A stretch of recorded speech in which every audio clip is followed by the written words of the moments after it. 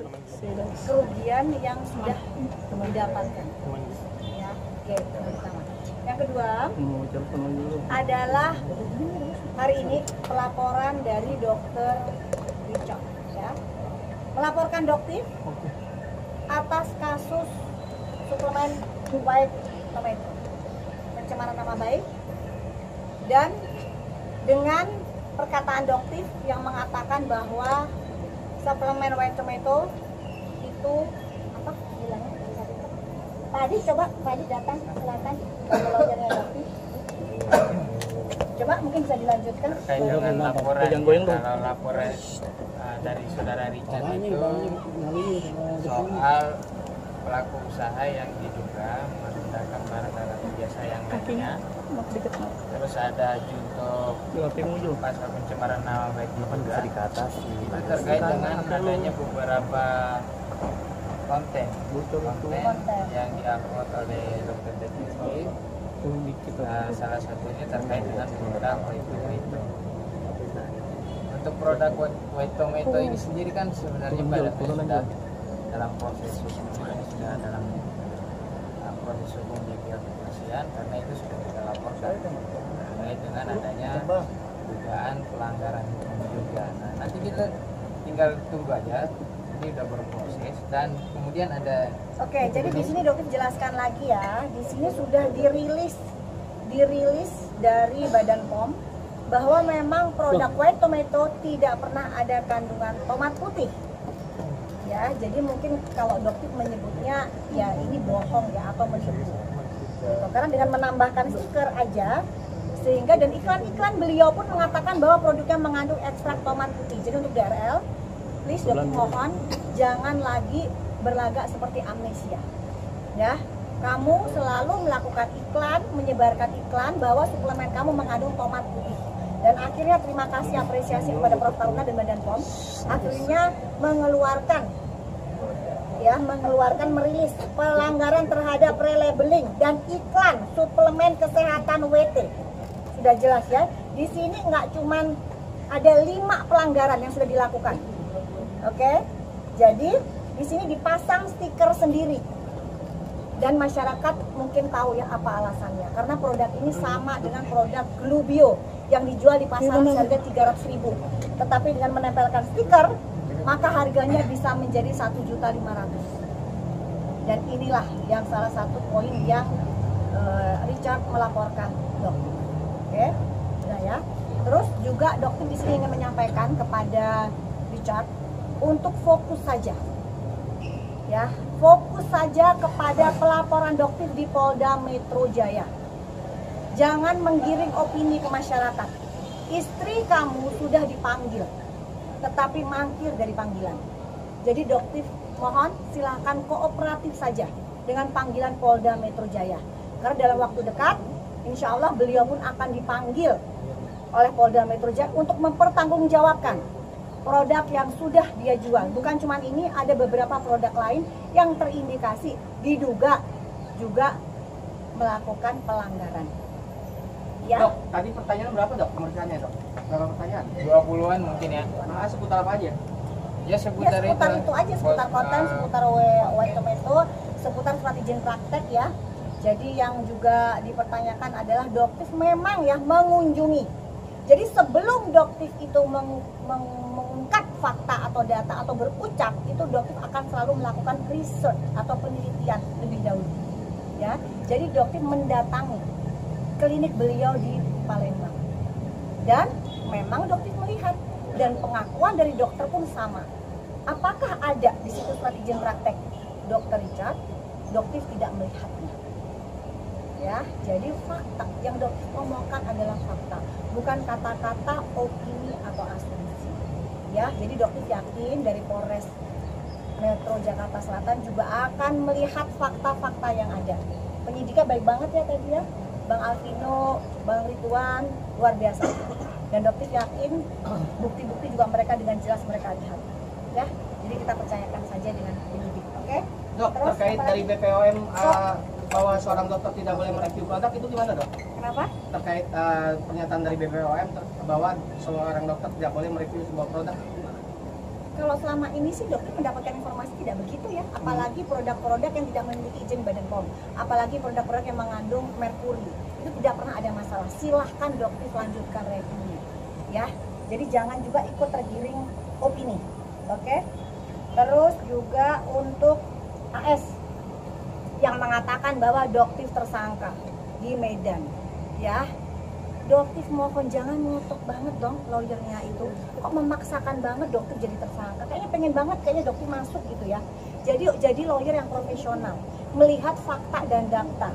Ya bukan karena keinginan nafsu dari kliennya. Kalau memang dokter tidak terbukti, bahkan memang kliennya ada justiper, ya, terbukti semua. Bahkan bukti-buktinya sudah diserahkan ke penyidik. Jadi untuk Kapolda Sumatera Utara, dokter mohon di sini dokter sudah mendengar ya adanya kucuran, dugaan kucuran ke instansi-instansi aparat penegak hukum. Di sini dokter yang memohon untuk dikawal Pak Kapolda, karena sebagai masyarakat ya, dokter inginnya polisi bisa dipercaya kembali oleh masyarakat. Jadi kita kawal bareng-bareng, termasuk untuk Pak Kapolda Sumatera Utara untuk ikut mengawal semua ini, karena ini sudah menjadi atensi nasional ya Bang ya. Mungkin Abang ada tambahan soal kasusnya dokter yang di Medan? Ya seperti pemeriksaan proses yang terakhir ya, itu dilakukan di Polres Tangerang Selatan. Itu kita sudah memberikan semua keterangan-keterangan apa yang dibutuhkan oleh penyidik kepolisian dan terkait dengan permasalahan apa kata-katanya bukan dokter. Jadi gini, fix bukan dokter, justiper itu ada satu kalimat yang bersambungan, ya.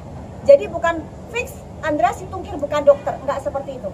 Fix bukan dokter, justiper. Kenapa? Karena seorang dokter tidak boleh dia melayani justiper kosmetik.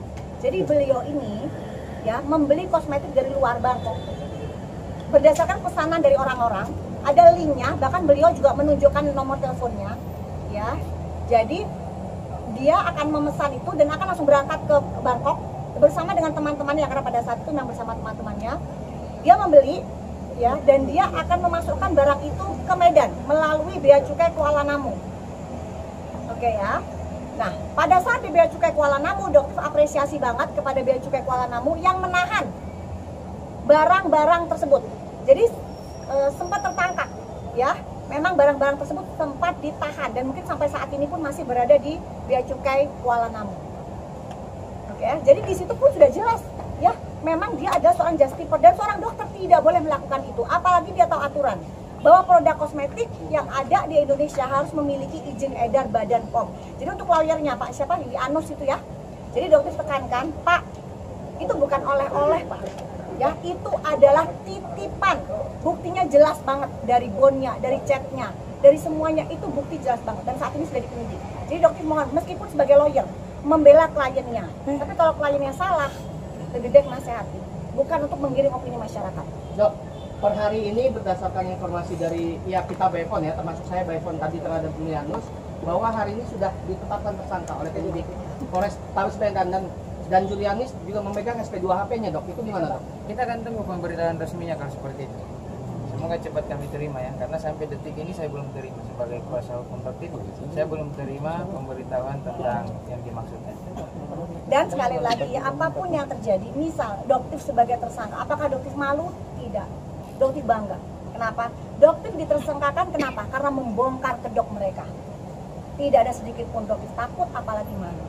Dokter siap kok hadapin semuanya. Dokter terjun ke sini dengan segala resikonya. Ya Pak ya, sudah tahu banget. Karena di sini adalah mafia skincare yang cukup besar, ya, dengan segala resikonya, nyawa, harta semua sudah dokter kerahkan untuk masyarakat, ya. Alhamdulillah juga kan kalian kemarin lihat bagaimana dokter tidak meminta datangnya dokter diundang sebagai undangan di Komisi 6 dan akhirnya kita mendapatkan kesepakatan. Ketok palu bukan cuma sekedar curhat-curhat yang hanya menghabiskan waktu. DPR itu bukan ajang curhat, ya. Kita ke DPR itu untuk meminta keadilan. Ya, dan keadilan untuk masyarakat, bukan keadilan untuk owner-owner skincare. Dok, izin klarifikasi soal foto yang beredar dengan suaminya Dr. Reza Gladys itu seperti apa mungkin, Dok, yang beredar di dunia maya itu? Dokter sudah menyerahkan ke penyidik. Jadi dokter tidak akan gini, terlalu banyak fitnah yang beredar. Jadi kalau dokter klarifikasi satu-satu hanya menghabiskan energi dan waktu. Karena dokter tidak pernah yang namanya melakukan penyebaran penggiringan opini dengan buzzer. Ya. Jadi dokter menyerahkan semuanya ke penyidik. Ya, jika memang dokter terkait, mungkin hari ini dokter nggak akan berada di sini. Betul ya Pak ya? Nggak akan mungkin berada di sini. Tapi selama ini sampai detik ini tidak ada satupun bukti ya yang mengaitkan dokter, apalagi dikatakan sindikat. Itu adalah fitnah yang sungguh-sungguh keji. Ya, tapi sekali lagi dokter bersyukur alhamdulillah di kondisi dokter yang terzolimi itu doanya dokter pasti makbul. Ini adalah kesempatan emas. Jadi dokter nggak pernah merasa tertekan, depresi, enggak, malah dokter merasa bersyukur luar biasa. Ya, karena fitnah ini akan meningkatkan dokter ke derajat yang jauh lebih tinggi. Dan masyarakat utamanya, visi dan misinya dokter adalah membuat masyarakat jauh lebih cerdas. Dan sekarang dokter melihat alhamdulillah masyarakat lebih cerdas dalam memilih skincare. Mungkin Bang Adi ada pesan? Oke ya. Ini yang soal Dr. Richard Lee yang mualaf demi untuk meningkatkan produknya lagi itu benar? Masyarakat yang bisa melihat. Karena memang per Januari kemarin kan kita lihat beliau juga masih ke gereja. Jadi biarkan masyarakat yang menilai. Masyarakat akan, yuk kita ajak masyarakat untuk berpikir dengan sendirinya. Ya, mereka mau menggiring opini seburuk apapun ke dokter, tetap pertolongan Allah itu yang dokter harapkan, bukan pertolongan giringan buzzer. Ya, dokter nggak akan mengeluarkan sepeser pun untuk membayar buzzer, tidak akan pernah. Ya, oke guys ya, makasih. Oh iya, ada juga untuk kasusnya AS ya, dokter juga ada nih laporan AS. Jadi AS ini melaporkan dia. Jadi dia ini memang karakternya orangnya ingin menjadikan semua orang tersangka yang melawan dia. Ya, jadi dokter juga mohon nanti mungkin kita akan minta perlindungan dari Pak Kapolda ya untuk beberapa korban dari fitnahan AS ini. Ya, karena begitu banyak fakta-fakta yang dokter belum ungkapkan ke publik, tapi sepertinya dokter akan serahkan langsung ke penyidik.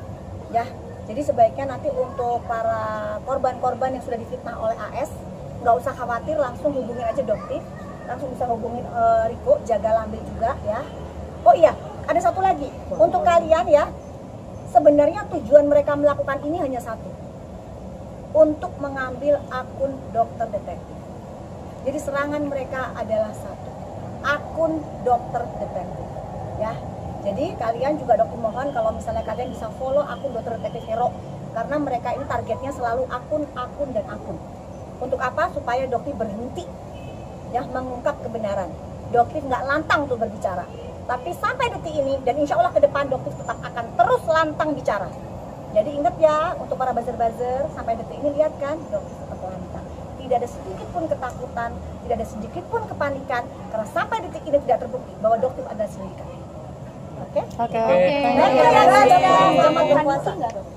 Ada jemukan? Insya Allah nanti ya dokter kalau baru mau tanya nanti prosedurnya seperti apa. Apalagi sekarang hari ini dikabarkan teknik kita lagi ulang tahun ya, selamat milad buat teknik kita gitu. Terus juga untuk untuk follower dokter yang dokter detektif 4 juta, dokter bakalan ajakin kalian untuk umroh 10 orang. Ayo siapa yang mau? Ayo. Udah ada follow belum?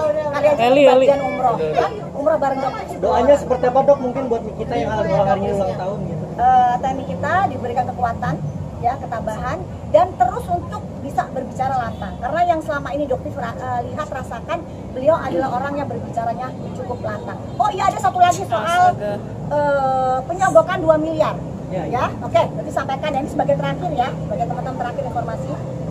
Jadi teknik kita bercerita kepada dokter, beliau menerima uang sebesar 2 miliar dari DRL sebagai uang tutup mulut.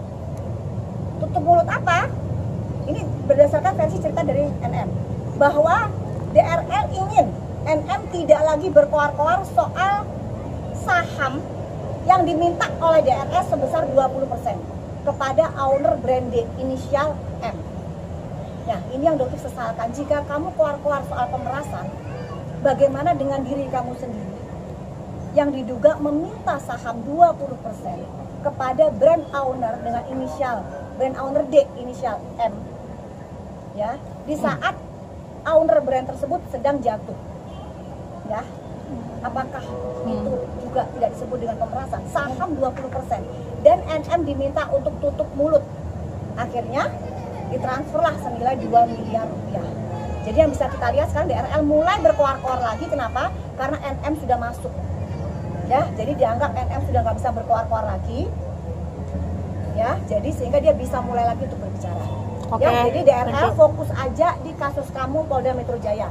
Istri kamu silakan penuhi panggilan. Kamu pun akan dipanggil dalam waktu dekat.